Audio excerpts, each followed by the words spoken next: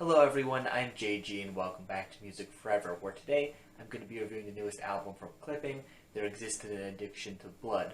This is one of the most anticipated records of the year for me personally, just because I like Clipping as a group quite a bit, and particularly when it came to the teaser tracks from this project, I really enjoyed all of them. So I was hoping that this new album here was going to be another great addition to the group's discography. And after giving this thing a good few listens now, I could happily say that not only did this album live up to my very high expectations for it, but I think that this is easily the best album or just project overall that Clipping has made together. And even just going beyond that, I think this is not only one of the best records of this year regardless of genre, but I also think it's one of the best records of the decade so far, once again, regardless of genre. Clipping really come together on this project to produce something special and an album unlike anything else that I've ever really heard before. Of course, there are many elements on this thing that you will expect to hear if you're familiar with this group ahead of time. You still do have that very noisy industrial soundscape across this project that the group has been known for in the past. You still have great lyricism on this thing as well. However, I like the fact that on this new album, Clipping, they explore and expand on these core aspects of their sound in ways that are really interesting and unique, and that overall just make for a very personality-filled project. Overall, There Existed an Addiction to Blood is, as I said before, a record really unlike anything else specifically that I've heard. The very unique personality that this album brings to the table is one that is very influenced by horror on this thing. Whether it be older horror movies or just general horror topics in general, this is an album that feels really well suited for the Halloween season that it's been released in. But one thing I do want to make clear on this thing is that the very Halloween and scary vibe this album at times brings to the table isn't presented in a way that's made to feel cheesy or just fun, I guess, in any sort of way. It's oftentimes paired together with a lot of serious lyrics, and the combination of these topics leads to some really dark and gruesome imagery across this project. David's lyrics here on this album are really stellar. I love the amount of detail that he goes into on a lot of his verses across this project. You really get a sense of what's going on in the narratives that he's telling throughout this record. And I should point out that pretty much every track on this thing is telling a story of some kind, a horror story more specifically, but I just really appreciate the fact that as I'm listening to this record and paying attention to what is being said here, I almost feel like I'm being sucked into the scene of whatever is being talked about here, just because there's so much focus on the senses, I feel, the smell of things, the color of things, how things feel and how they look.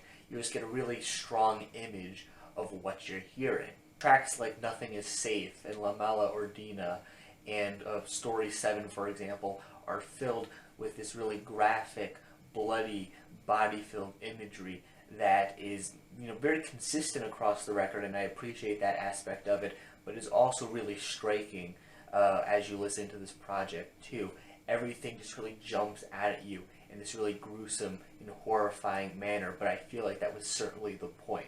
This is mostly because pretty much all the cuts on this thing are talking about a lot more than just the surface level bodies and blood and, vampires, werewolves, whatever is being pulled together on this particular track.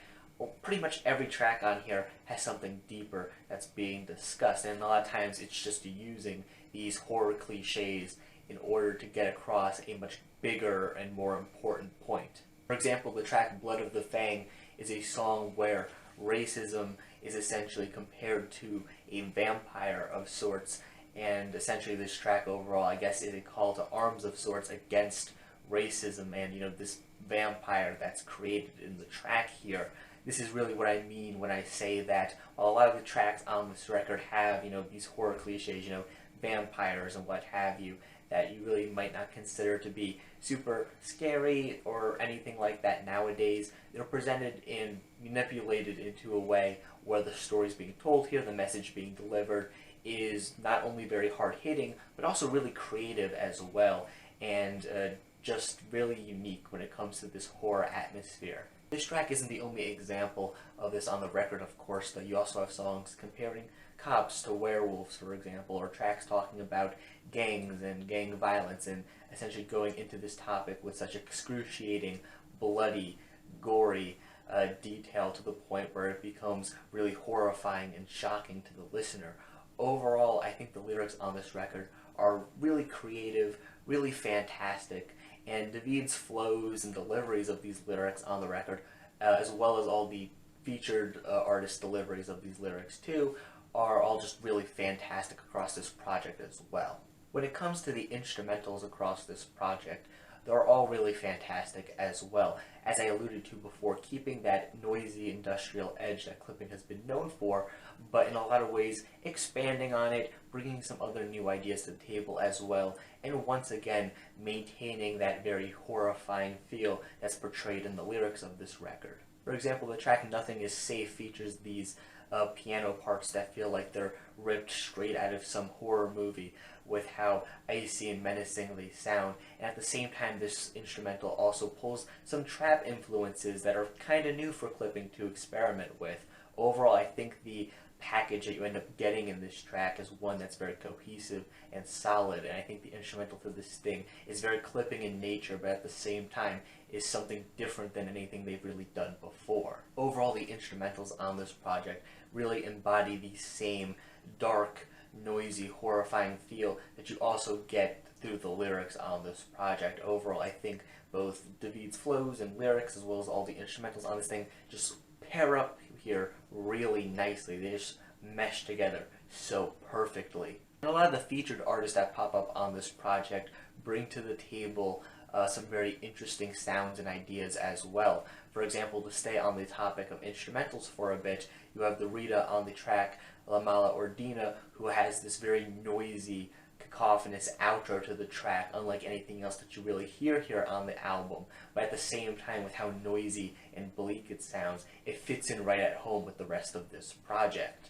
You also have Ed Balloon on the track He Dead, which features these very haunting vocals that he brings to this song, overall really expanding on that horror-filled atmosphere that was already on this track to begin with the instrumental and David's lyrics. He really just takes this track and adds a whole nother dimension to it, but in the best way possible. Another thing about this record that I really appreciate is the fact that while throughout this thing Clipping are really focused on making very noisy, abrasive, dark hip-hop, they're not afraid to, include a hook every so often on this thing that is catchy and really memorable. For example, tracks like Nothing Is Safe and Club Down, another one of the best tracks on the album, I should say, or Blood of the Fang again, feature really memorable standout hooks here that, while these songs are lyrically really dense, they also feature hooks that are catchy, sticky, and just overall really memorable without